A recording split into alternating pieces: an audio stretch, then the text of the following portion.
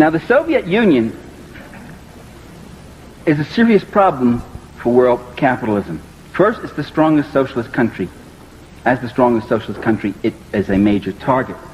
Second, it has assisted other revolutionary movements, mostly just diplomatically, politically, morally, but also sometimes with material aid. Not much, but rather substantial aid in the case of Vietnam. So, one goal is to try to contain the Soviet Union. The dream is finally to roll back the events of 1917, to undo history, to bring back that time when all the world belonged to us and there were no problems like this. And there became an encirclement of the Soviet Union. The most targeted socialist country in the world today is not Nicaragua, nor even Libya, if you want to call Libya socialist. I wouldn't quite call it that. It's got an erratic leader. He does immature things and says immature things, but he's also dangerous from a class interest, but I still wouldn't call him socialist. The most encircled and threatened country is the USSR. It is the one that is targeted with all these missiles. There is, ladies and gentlemen, those missiles are not the result of an arms race. I maintain that there is no arms race, and there never has been.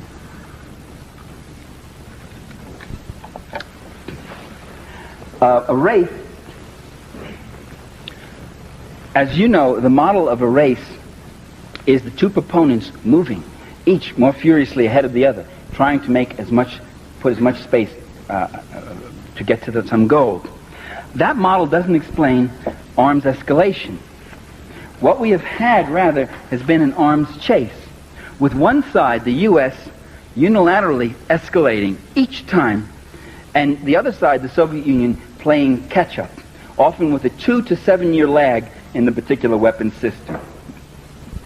That was true of the A-bomb, the hydrogen bomb, the long-range bomber, submarine-launched missiles, the MIRVs, the multiple warheads, the ICBMs, tactical nuclear weapons, solid-fuel rockets, and now even today with the MX, the cruise, the Pershing, and the neutron bomb. The race model doesn't explain it. It's a chase. As the Soviets said just several years ago, don't build a neutron bomb. If you build it, then we will have to build it. Don't build the MX. If you do that, we will escalate on our ICBMs. That's hardly a race.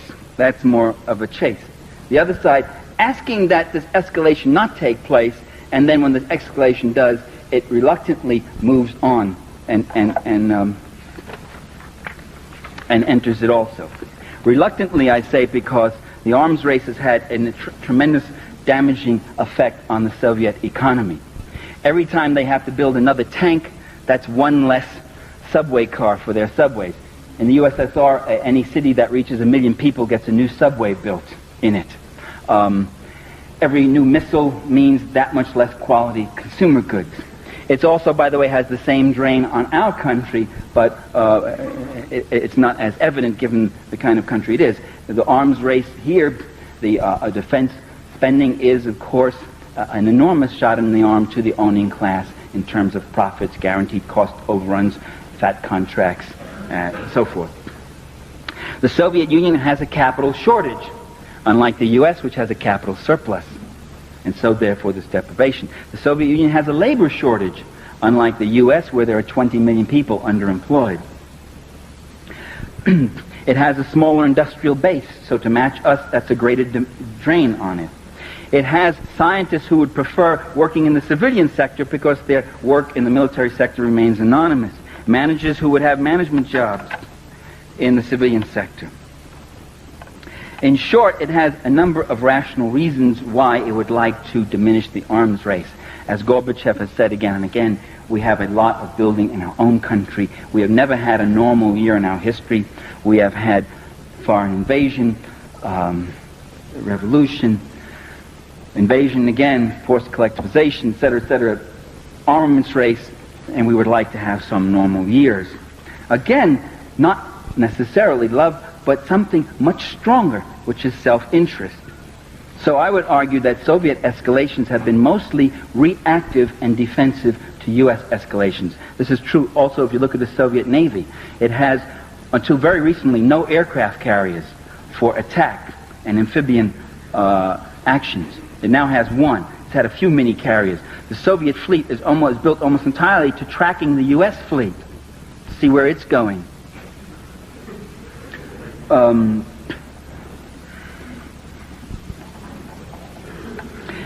Soviet interest in disarmament is reflected in the proposals that they have made.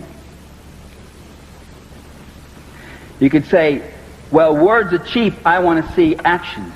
First of all, words aren't cheap. Words count too. What a nation says is reflective of what it's doing. But actual moves also have been taken. For instance, one, the Soviets proposed the eventual disbanding of NATO and Warsaw Pact armies. A proposal, gradual, mutual de-escalation, step by step on each side. One, two, that, now like that. The U.S. turned down that proposal, would not even study it. The Soviets proposed, in the last 4 years, nuclear-free Europe, reducing their medium-range SS-20s and all those to match the 162 which France and Great Britain had. That was a proposal made 3 years ago. It's a proposal which Gorbachev has brought forth again. It's one which Reagan has ignored, but simply to quote for a zero sum, and without the two reasonable stipulations which Moscow has asked for, namely that if we get rid of all our missiles both sides, we also guarantee that you don't transfer any of your existing missiles in Europe to the French or British, and the French and British begin to get rid of their missiles. Or at least at this stage, they freeze them. And in fact, the French and British now are increasing their number of intermediate-range missiles. And remember, intermediate-range missiles in the West, cruise and Pershing missiles in Western Europe, are not intermediate range. They can reach Soviet soil, so they are strategic. They can hit Soviet ICBMs. Soviet SS-20s are nasty weapons indeed, but they cannot reach the United States. They cannot knock out any MXs or ICBMs. They are not first strike potentials. Another thing to remember, cruise and Pershing missiles that are now in Europe have a 7-minute strike time. That's the end of deterrence. And this is why Gorbachev and the Russians are beside themselves about the cruise and Pershing. This is why they walked out of Geneva in 1983, because Reagan refused to negotiate on the cruise and Pershing. This allows Reagan to turn around and say, we went to Geneva, but they walked out, as he's going to do now with this latest cancellation. So what you do is you shove a person away, you act hostile toward them, they get up and they say, well, you obviously don't want to negotiate, they walk out, and then you turn to your people and say, you see, they don't want to reach an agreement. If it takes me a half hour to get my missiles over and kill you, and you a half hour to kill me, then in that half hour after I let mine go, you know they're coming. And you let yours go at me. That is a deterrence to me. However, if I can reduce the striking time to 7 minutes, and they're so low and fast, and your radar can only pick them up in the last 2 minutes, I now have a first strike capacity on you. You no longer have deterrence. I no longer can fear your missiles, because my missiles are targeting yours. And I'll knock out all your missiles, and then I'll have a second strike capacity to hit you. You'll have a feeble retaliatory strike. Your feeble retaliatory strike, however, will be blocked out by my Star Wars. Ah, is that what Star Wars is all about? Yes. You see, the criticisms about Star Wars are largely irrelevant in that area. People have said, scientists have said, it's a ridiculous project. It's going to have to work the first time and work perfectly. Only if the Soviets launch their 10,000 missiles at us in a fit of peeve one day, they say, let's destroy the world, and they send the missiles at us, only then will Star Wars have to work perfectly. But if the function of Star Wars is to be a shield against a feeble retaliatory strike of the Soviets after a first strike by the U.S., then Star Wars becomes much more effective. And Ronald Reagan himself let the cat out of the bag last year when he said, it doesn't have to work perfectly in speaks and all. They've got him away from the platform and all that. Because they explained it to him just that morning at breakfast. And it is...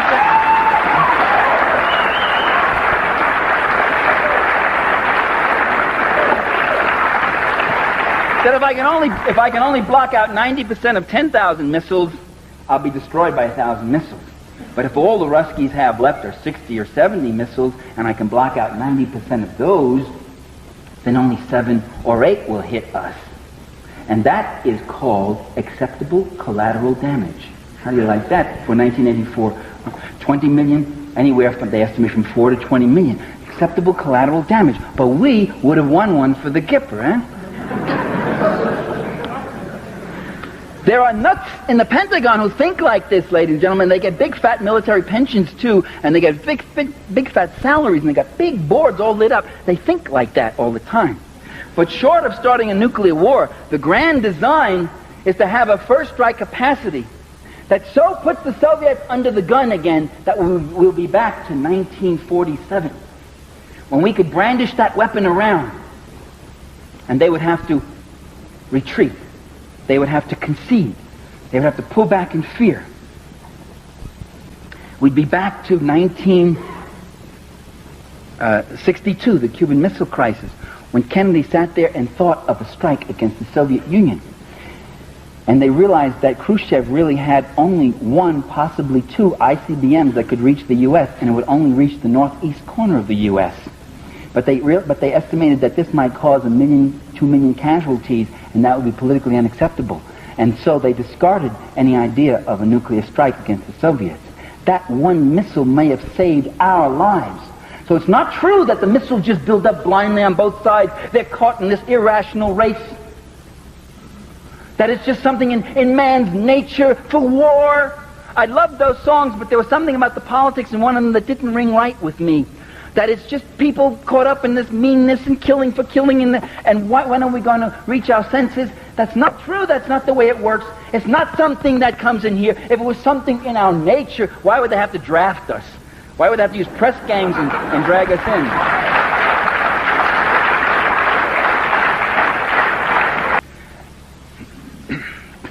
Within the last 4 years, the Soviets called for the banning of weapons in outer space before the United Nations, a resolution that was voted 124 to 1. Who was the one? Not the U.S., Ronald Reagan. It wasn't the American people, right? It was that coterie that is misrepresenting us. All the opinion polls show that the American people didn't want weapons into outer space, at least back in those days before the Star Wars promo. 124 to 1 with 1 abstention. Do you know who the abstention was? No, it wasn't Israel. It was Margaret Thatcher, who, as we all know, is Ronald Reagan in drag.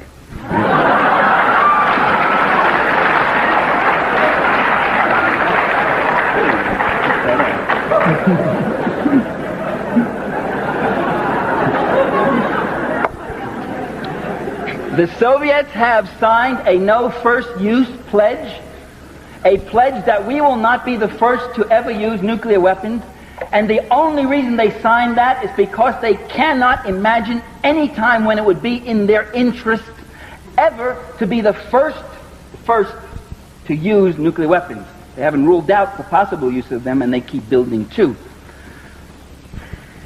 That no first use pledge, the U.S. has refused to sign it. Well, so what? That means less hypocrisy, because when push comes to shove and the missiles are going to fly, they're going to fly, right? No. What nations say is an indication of their interests and their strategies to some degree. Sometimes there's lies and deception. The U.S. cannot sign a no first use pledge because no first use, because they have threatened, every administration has threatened the use of nuclear weapons. It's part of U.S. foreign policy. That's what Star Wars, that's what First Strike, that's what Cruise and Persings are. Is to gain dominance again over the socialist countries, over the third world, by having nuclear superiority. The U.S. threatened first use and thought of using nuclear weapons at Khe Sanh during the Korean War. Eisenhower did. Nixon thought of using nuclear weapons at... what was that battle? During the Tet Offensive, but was that Khe Sanh? I'm getting my wars mixed up. In Khe Sanh in Vietnam, and I forget what the other battle, the Reservoir Battle in Korea, was Eisenhower. The Eisenhower administration not only deliberated using them, but actually decided to at Dien Bien Phu, and said yes, and offered nuclear weapons to the French. He said, you want to use some of these tactical nuclear weapons at Dien Bien Phu? And the French refused. They took the defeat instead. So they were quite ready to use them then. And any number of occasions, by the way, the use of nuclear weapons, the Kennedy administration and the Cuban Missile Crisis seriously considered the use of nuclear weapons against the Soviet Union, as I mentioned before. So it is a part of policy. It is one of the weapons that are to be used to maintain imperial hegemony, to keep history from happening, to keep people under the gun. So if they signed a no-first pledge, they could no longer threaten using the weapons. It would show them to be hypocrites and liars. They signed the pledge, and here they are threatening to use the weapon. And if they signed the pledge and threatened to use the weapon, this would undercut the credibility of the use of the weapon. Or if they signed the no-first pledge, this would undercut the credibility of the threat of nuclear weapons. And the value of those weapons is the threat. And by the way, it may not be that the U.S. is ready to destroy the USSR. Their ultimate plan is really to get such a superiority with Star Wars, cruise, Pershing, and all that, forward attack, planes and submarines and everything else, that they will just be able to dictate terms, as I was saying. And first use pledge would certainly not fit into that scheme of things at all. Therefore, the policies are not really totally symmetrical between Moscow and Washington. The Soviet Union, this is one of the best kept secrets in the United States. The Supreme Soviet in February of 1981 voted unanimously to endorse a mutual, bilateral, verifiable nuclear freeze that was virtually identical to the ones which were passed in those 20 Vermont townships and voted in the 9 states and endorsed in hundreds of towns and cities in America. And its wording was almost word for word the same pledged. The Central Committee of the Communist Party of the Soviet Union that same month voted unanimously to endorse a nuclear freeze. The U.S. has, in fact, ignored any proposal for nuclear freeze despite a massive movement involving millions of people in this country. Probably the biggest mass movement in such a short time in our history was the nuclear freeze movement. You don't realize, some of you are too young to realize what history you're making, You don't realize, but it's incredible. It dwarfed, in its numbers, it dwarfed the anti-war movement, at least for the first 5 years. It dwarfed the civil rights movement. It dwarfed the union movements and struggles in the 30s. And the sheer numbers of people who signed up, who marched, who demonstrated, who wrote letters, who pledged for nuclear freeze. It was a mass movement. And the Reagan administration simply ignored the whole thing. Didn't exist. Wouldn't hear of it. Wouldn't consider it. It didn't fit into their very rational plans of a different kind of world. The Soviet Union has called for the reduction of ICBMs. The Reagan administration refused to negotiate it, or totally ignored that offer in 1982, and ignored it again when, more dramatically, Gorbachev came up and said, let's not negotiate it, but let me give you numbers. A 50% cut, both of us, right off the top. Let's start. With total on-site inspection, by the way, another change in Soviet policy. Total, complete on-site inspection under any conditions you want. Come on in, look anywhere you want about this sort of thing. And the U.S., again, won't take yes for an answer. Ronald Reagan won't. The Soviet Union had a unilateral and observed and is still observing a unilateral moratorium on anti-satellite weapon testing. The Soviet Union called for last year cuts in conventional forces, again, NATO and Warsaw. The Soviet Union unilaterally observed a moratorium on underground nuclear testing and has called for a total ban of all nuclear testing, because Gorbachev knows that if you stop nuclear testing, that's the end of the development of nuclear weapons. You can't develop nuclear weapons if you can't test anymore. And Reagan knows that also, and so he's ignored the proposal. The Soviets unilaterally, last year, as you know, said we will not test for the rest of this year. And the Reagan administration said, oh, that's because they do all their testing early in the year, and they've got them all done already, but we still have a few tests. Okay, maybe that's it. So do all your tests, catch up, and when it comes December 31st, you say to them, we're going to observe it too. Didn't do that. January 1st came, and Gorbachev said, we will extend that moratorium several more months. And the U.S. said, Oh, they extend it because they don't test in the cold months, January, February, March. They don't test then. Although they supposedly do all their testing in the early part of the year. I don't understand that one.